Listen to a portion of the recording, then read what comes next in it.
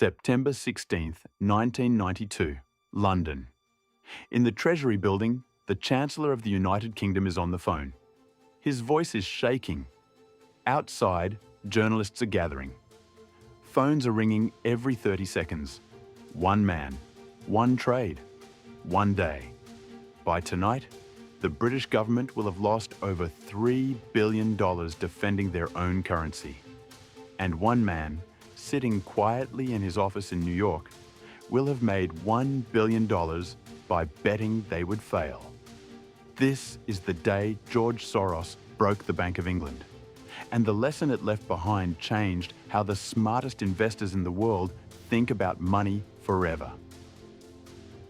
To understand what happened, you need to understand one thing about Europe in 1992. After World War II, Europe had a dream: economic unity, a single market. And to make that work, countries needed their currencies to move together, stable, predictable, controlled.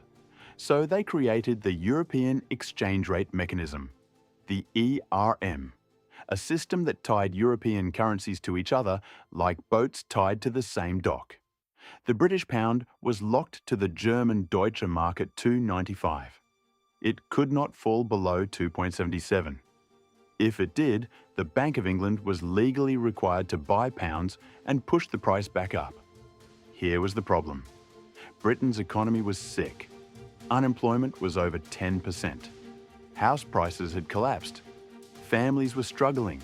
And interest rates, the cost of borrowing money, had to stay artificially high just to keep the pound inside its ERM band.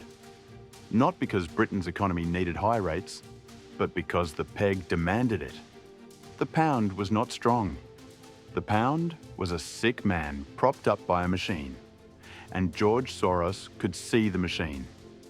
He could see exactly what happens when a machine runs out of power. Soros was not a typical investor. Born in Budapest, Hungary in 1930. At 14 years old, he survived the Nazi occupation by carrying false papers and pretending to be someone else entirely. At 17, he escaped to London with almost nothing. He studied philosophy at the London School of Economics, then moved to New York, and built one of the most consistently profitable hedge funds in history, the Quantum Fund. His core belief was simple and radical. Markets are not rational. They are driven by human psychology, by fear, by hope, by the stories people tell themselves about what things are worth. And when reality diverges from perception long enough, the gap closes, always, usually violently. He studied the British pound through the summer of 1992. The fundamentals were clear. The data did not lie. Britain's economy could not sustain the pound's position inside the ERM. Not with those unemployment numbers. Not with that level of debt. Not with Germany raising its own interest rates for domestic reasons, pulling the Deutsche Mark higher while the pound struggled to keep up.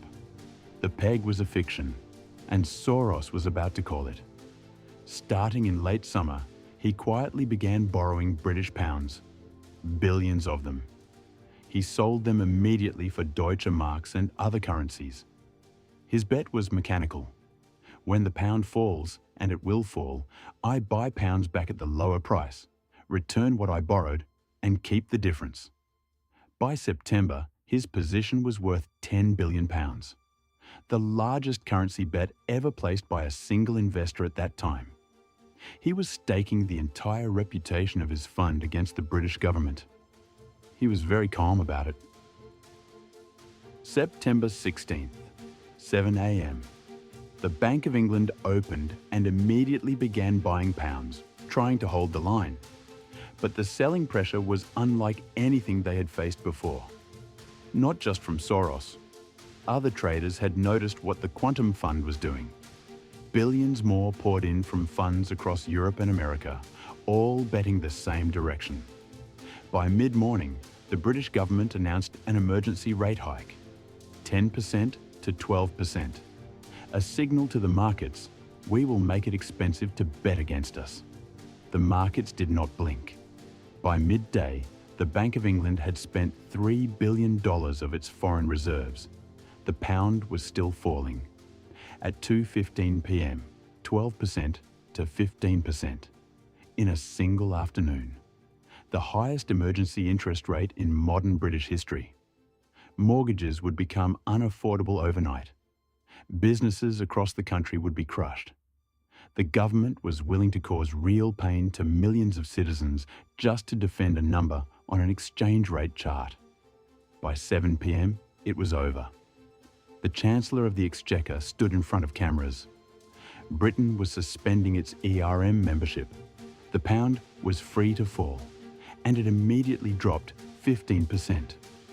George Soros made $1 billion that day. His fund made close to $2 billion before the trade was fully unwound. He called it quietly the trade of the century. Most people hear this story and think Soros is a villain. He attacked a country for profit. Here is what serious investors understand. Soros did not attack Britain. He revealed something that was already true. The pound was overvalued. The peg was artificial. The British government had already lost. They simply had not admitted it yet. Soros found the gap between reality and the story the market was telling, and bet that reality would win. Reality always wins. Not today, not tomorrow, but eventually. Your job as an investor is not to predict what should happen. Your job is to see what is actually happening before the price reflects it. The British government had every piece of information Soros had, but they were too committed to defending a story about their own strength to see it clearly. Do not fall in love with a position. Do not fall in love with a narrative. Fall in love with the truth, because the truth always pays. If this changed how you think about markets, there are more stories like this waiting. Subscribe to Wealth Asset, like this video, and share it with someone who thinks investing is just picking stocks. Because the biggest trades in history were never about stocks. They were about seeing reality before everyone else did. See you in the next one.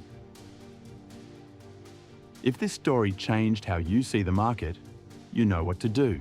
Like this video, share it with someone who needs to hear it, and subscribe to Wealth Asset for more stories like this one.